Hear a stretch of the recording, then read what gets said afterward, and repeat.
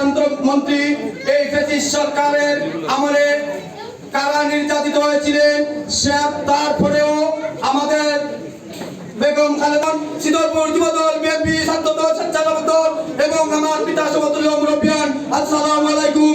প্রিয় ওয়ার্ডবাসী, আজকে আমি আমার এখানে বক্তৃতা দেব না, আমার বক্তব্য দেবেন আমাদের বিএনপি নাম। আমি শুধু একটা কথাই বলবো, আগামী এই নির্বাচন আসতেছে, আমাদের নেত্রী ধানের শীষের কান্ডারি এই বিশ্বনাথ উসমানী নগরের ধানের শীষে ভোট দিয়ে আমরা জয়যুক্ত করতে হবে। আপনারা জানেন এই ফ্যাসিস্ট সরকারের আমলে 17 বছরে এই বিশ্বনাথ 8 নম্বর ওয়ার্ডে কোনো ধরনের কোনো কাজ পাননি। বিশ্বাস করেন এই 7-8 মাসে আমরা যতটুকু পেয়েছি, আমাদের সামনে মনে হয় আমাদের ইলিয়াস আলী ইলিয়াস ভাই উন্নয়ন পেয়েছি।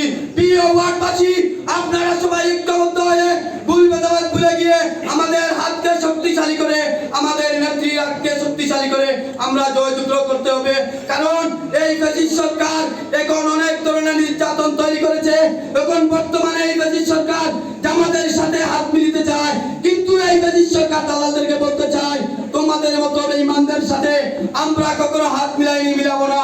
তাই প্রিয় ওয়ার্ডবাসী, আপনারা এক বড় নেতা, তাই আমি আমাদের নেত্রী তাসসিরুজ্জামানকে বলতে চাই, আমাদের ওয়ার্ডকে বিপুল ফুটে পাস করে আমরা দেখাবো আমরা এই ওয়ার্ডবাসী সাধারণ আমরা কর্মী সবাই আমরা ঐক্যবদ্ধ হয়ে আমরা ওয়ার্ডকে শক্তিশালী করে ঐক্যবদ্ধ করে আমরা ধানের শীষে ভোট দিয়ে বিজয় করবো ইনশাআল্লাহ। আসসালামু আলাইকুম।